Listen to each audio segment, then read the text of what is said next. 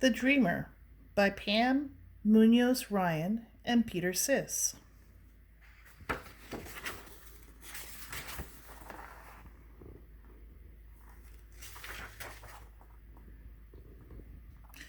To my reader, this book is for you. Wander into the infinite space between soul and star. I am waiting for you there. PMR. To our family house, Neurodova, 19 Prague. PS. Look around. There's only one thing of danger for you here, Pablo Neruda. I am poetry, waiting to seize the poet. I ask the questions for which all answers exist.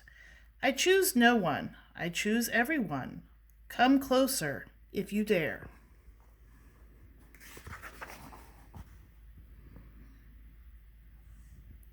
Rain.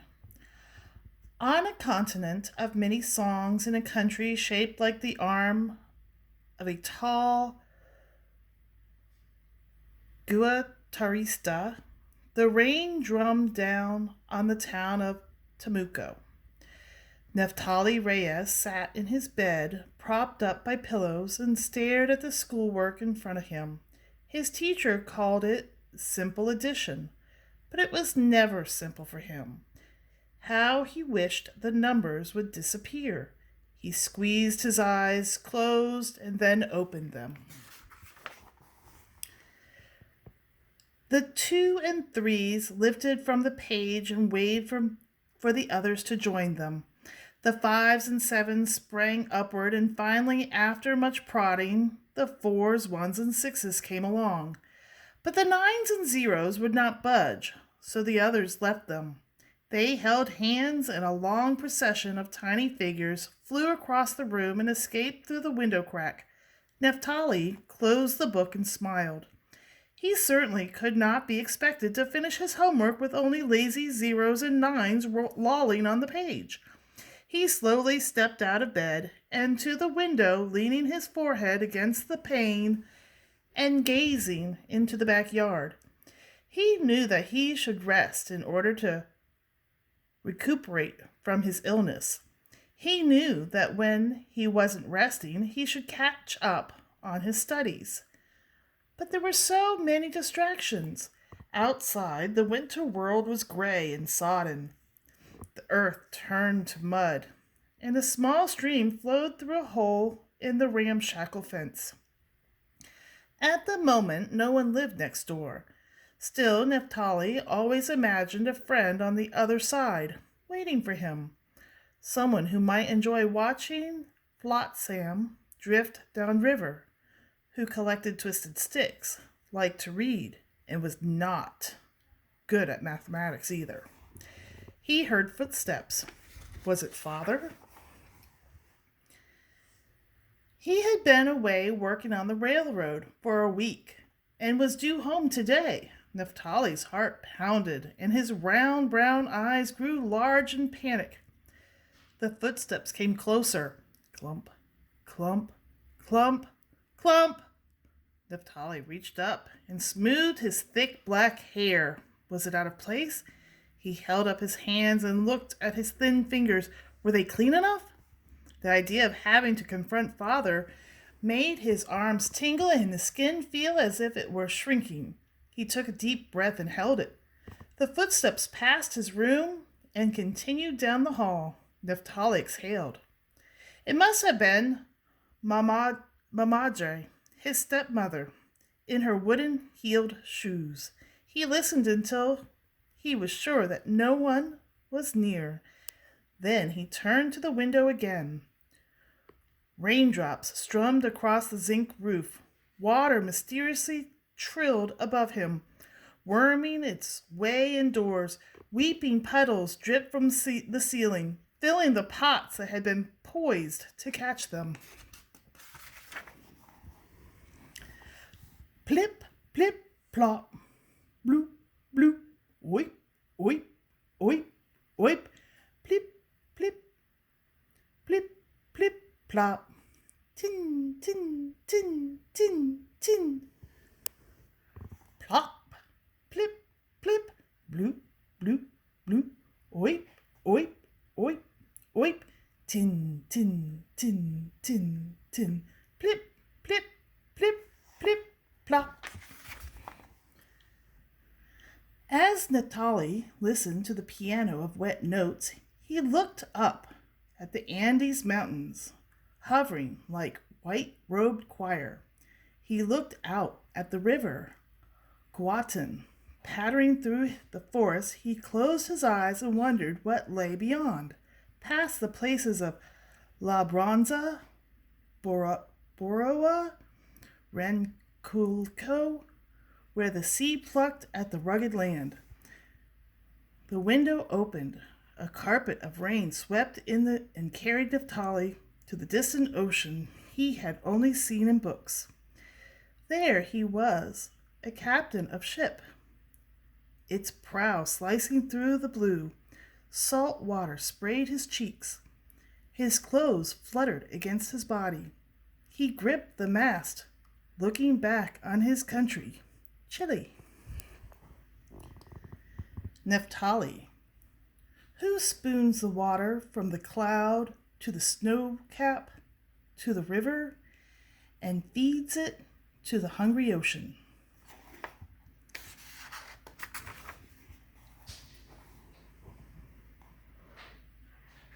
The screech of a conductor's whistle snapped Naphtali to attention. He jerked around. Father's body filled the doorway. Naphtali shuddered. Stop that incessant daydreaming. The white tip of Father's yellow beard quivered as he clenched and unclenched his narrow jaw.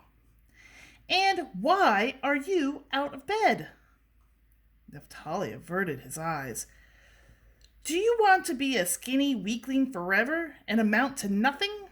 No, Father, stammered Naphtali.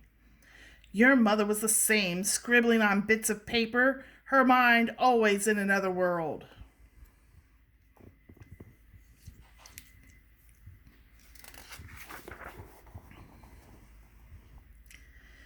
Naphtali rubbed his temples. He had never known his mother. She had died 2 months after he was born.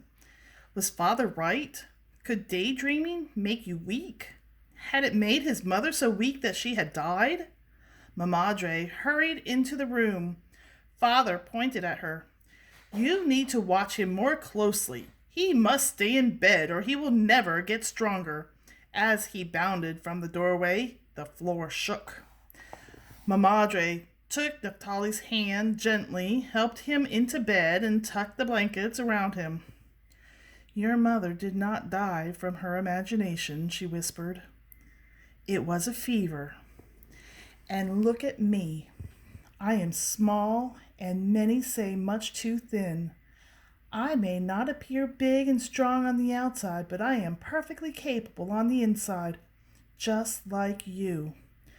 She stroked his head. I know it is hard to spend so many days in bed.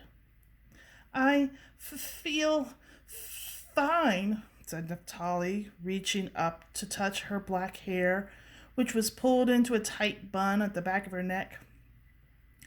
Just one more day, said Mamadre. I will read to you to help pass the time. Within the lull of Mamadre's soothing voice, Naphtali lost himself in the legends of swashbucklers and giants.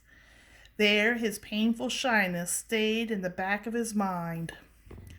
There he could not be called skin bone because of his thin and sickly body, or chosen last for a street game of the neighborhood boys. Between the pages he forgot that he stuttered when he spoke. He saw himself healthy and strong like his older brother, Rodolfo, cheerful like his sister, Lorita, and confident and intelligent like his uncle, Orlando, who owned the local newspaper. While the pages turned, he even dared to imagine himself with a friend. After Mamadre finished reading and slipped away, Naphtali studied the cracks in the ceiling. They looked like roads on a map, and he wondered to which country they belonged. He sighed. It had not mattered one bit that father had said about daydreaming. Naphtali could not stop. Every curious every curious detail of his life taunted him.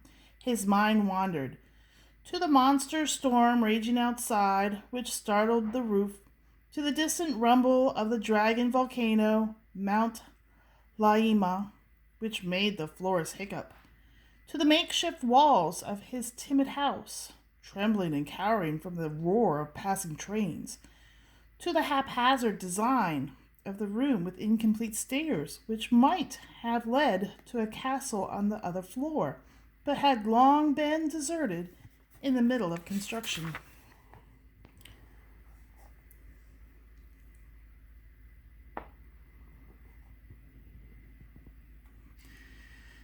Naphtali, to which mystical land does an unfinished staircase lead?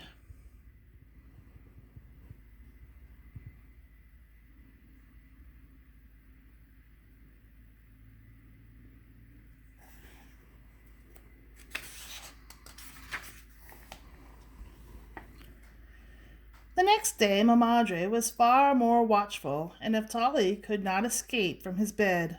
Instead, he begged Lorita to be his ambassador at the window. Tell me all that you can see, please, porfa? Lorita nodded. She was only 4 and too short to see out. She pushed a chair to the window and climbed onto the seat. Then she leaned forward.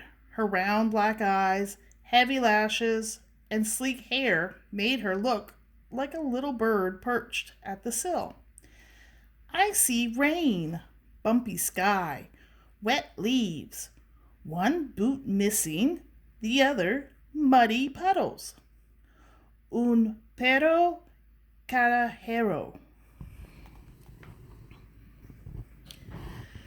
To tell me about the stray dog, said Naphtali.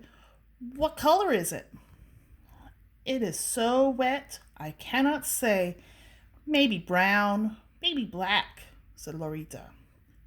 Tell me about the boot, and is missing the other. It has no shoestrings. It looks lonely. Tomorrow, when I am allowed up, I will rescue it and add it to my collections. But you already have so many rocks and sticks and nests, and the boot will be so dirty, said Lorita. And you don't know where it has been or who has worn it. That is true, said Naphtali. But I will clean it. Maybe it belonged to a stone mason, and by owning it I will receive his strength. Or maybe it belonged to a baker, and once I run my hands over the leather, I will know how to make bread. Lorita giggled. You are silly, Naphtali. Just then, Mamadre appeared in the doorway. Lorita, Valeria is here to play with you. And Naphtali, you need a nap or you will not be able to go back to school tomorrow. She came into the room, kissed his forehead, and pulled the blanket up to his chin. You look fine on the outside, my son. How do you feel on the inside? Not tired. Please, Mamadre, may I read for a while?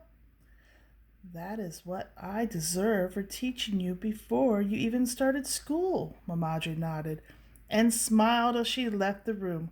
One story. Naphtali grabbed a book from the bedside table.